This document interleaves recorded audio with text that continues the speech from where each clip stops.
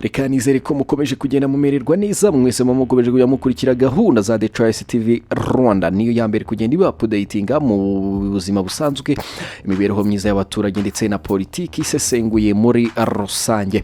Uyu munsi turaza kugaruka ku nkuru y'urujijo ku rupfu rw'umuturage bivugwa ko yiyahuriye muri kasho ya polisi ndetse ni nyuma y'uko mu minsi mike umugore we yari amaze iminsi amushakisha hirya no hino akaza no kubaza ku nzego z'umutekano zigiye zitandukanye ariko bakamuhakanira ko nta bafite ariko nyuma za guhamagarwa abwirwa ko umugabo we bikekwa ko yiyahuye ari muri kashi. Umugabo yakekwagaho kuba atunga imbunda mu buryo butemewe n'amategeko. Ni mu gitondo cyo kuri uyu wa mbere tariki ya 1 Gashyantare umwaka wa 2021 umuturage witwa Nsekanabo Joel w'imyaka 40 y'amavuko waruzwi nka Gikomani yiyahuriye muri kasho ya polisi mu karere ka Rusizi aho yarafungiye akurikiranyweho icyaha cyo gutunga imbunda. Ariko reka tubanze bumvishe uyu muturage aganira na radio Ijwi ry'Amerika uko yayitangarije ngenda yitangaruka nyuma niyo nkuru. Abo mu muryango wa Bwana Nsekanabo Joel w'imyaka 40 y'amavuko bahimbaga Gikominari ndetse n'abaturanyi be bavuga ko bamuherukaga ku itariki ya 17 y'ukwezi gushize kwa mbere. Madame Mukamuganga Claudine bashakanye yabwiye Ijwi ry'Amerika ko umugabo we yatwawe n'umunyamabanga nshingwabikorwa w'akagari ka Kinyaga batuyemo ari we Bwana Ndagijimana Jafeti. Uwo muyobozi ngo yari kumwe n'undi musore wambaye imyenda ya gisivili. Uwo ngo yambitse umugabo w'amapingu ahagana saa 12 z'umugoroba wo kuri iyo tariki hanyuma bamuriza moto bajyana nawe bombi. Gusa mu gukurikirana ntiyabashije kumenya icyo umugabo we yaba yafatiwe ndetse naho yaba yajyanywe gufungirwa. Gitifu naramubajije arambwira ngo bamujyanye ku Nkanga, nanjye nari mfite inomero ya polisi wo ku Nkanga ndamuhamagara ese umugabo wanjye bamugejeje aho, arambwira ati bahamugejeje ariko bahise bamukomezanya bamujyanye kuri brigade. Mu gitondo cya kane nabyutse ngenda Kamembe ngezeyo mbaza umupolisi nari mpabonye sinzi bwa ari bande, arambwira ati ntawe uhari. Mbaza RIB baravuga ngo umuntu bakiriye bwa nyuma ni umuntu bakiriye saa 7 zo kumanywa. Ndavuga nti ubu ngubu uyu muribu we ntiyarebye neza njya ku wundi nawe arareba anyereka umuntu wa nyuma arambaza se n'uyu, ndamubwira nti ntabwo ari uwo nguwo. Amakuru y'iritabwa muri yombi rya Bwana Nsekanabo kandi anasobanurwa n'umwe mu baturanyi bari kumwe nawe yanahaye bimwe mu byo yari afite ngo abimujyanire imuhira.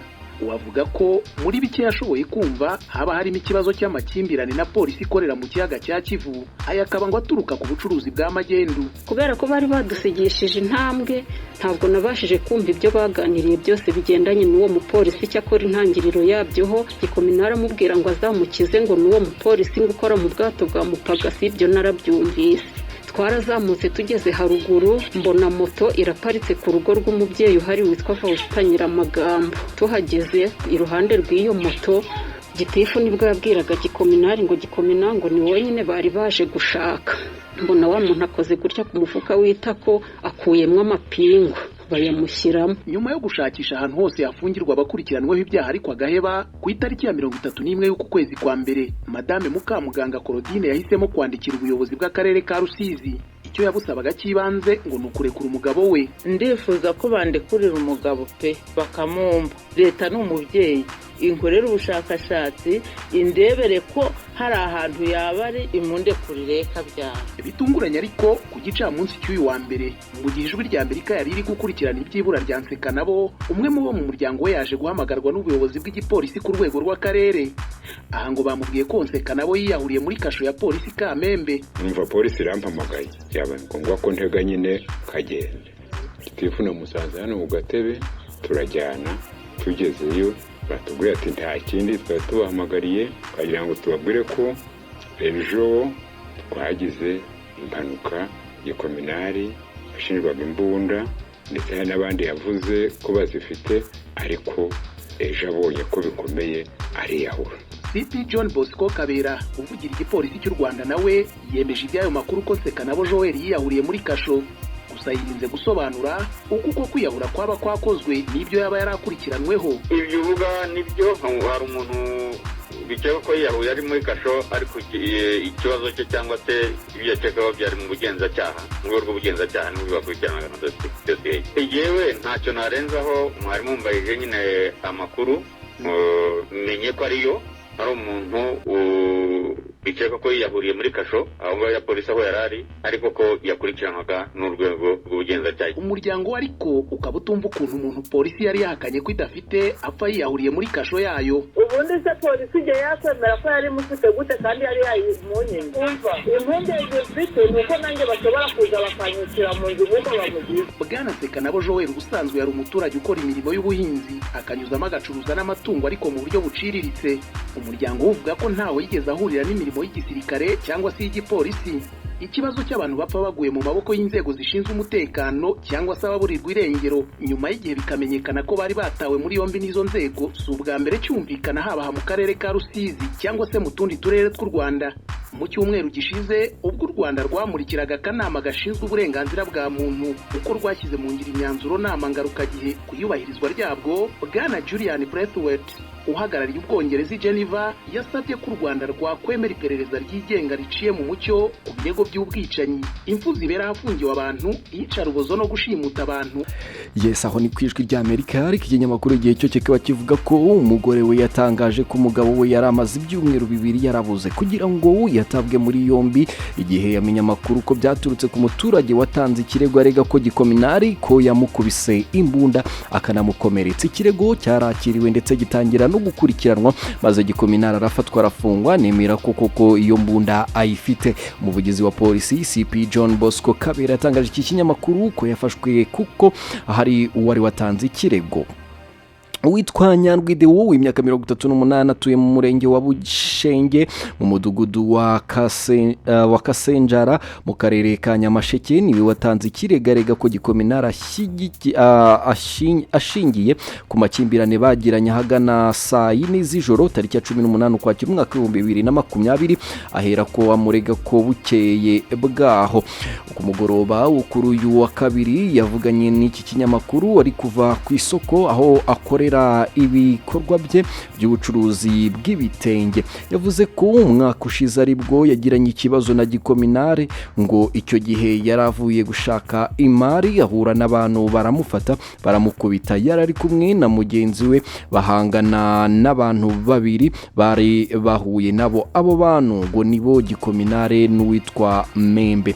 Ati ibintu urumva barabijyanye n'ubwato barabujyana n'ubwo buryo natanzemo amakuru ariko icyatumye mbikora ni ikintu nari nabonye kidasanzwe. Nari mbonye bafite imbunda ya Kalashnikov. Nyandwi avuga ko icyo gihe yaravuye kureba ibitenge ngo yari abyinjije mu gihugu mu buryo bwa forode. Ubwo gikominari we ngo yari umuntu utega isambaza wakundaga kuba araho ku mazi. Ati yari umuntu utega isambaza nawe akorera kuri ayo mazi. Yari ari kumwe n'uwitwa Membe. Umunyamakuru yamubajije uburyo yaba yaramenye ko gikominari afite icyo afite ari imbunda. Asobanura ko barwanye maze akayikura mu bwato akayimukubita mu gatuza. Ati twararwanye nsunika ubwato bwe ahita yikuramo ayinkubita mu gatuza ngwa mu mazi. Twarongeye turafatana mu ijosi arongera yinkubita ku igufwa ry'urwano. Nibwo numvise ingufu zishizemo noneho ngwa mu mazi. Nyandwi yavuze ko ari ku nshuro ya kabiri yarahuye na gikominari akamwambura. Uyu mugabo avuga ko uwo munsi yamwambuye ibitenge 531 bifite agaciro ka $1,150,000 by'amafaranga y'u Rwanda. Mu gihe ku rundi ruhande umugore wa gikominari we Mukamugenza Claudine yo yatangaje ko umugabo we yatabwaga muri yombi tariki ya 17 Mutarama mwaka wa 2021 ngo yari yamusize mu rugo avuyeyo agarutse asanga umuyobozi w'umudugudu yasize telefone y'umugabo we mu rugo asiga amenyesheje abana ngo baza kumubwira nyina akavugisha uwo muyobozi. Ngo yaramuhamagaye amubwira ko umunyamabanga nshingwabikorwa w'umurenge yazanye n'undi muntu akaba ari bo batwara umugabo we. Ngo bahavanye baganira nta kibazo bageze mu nzira nibwo yamwambitse amapingu. Ati nayo maso twaherukanye ubwo kuva ubwo kugeza n'ubu.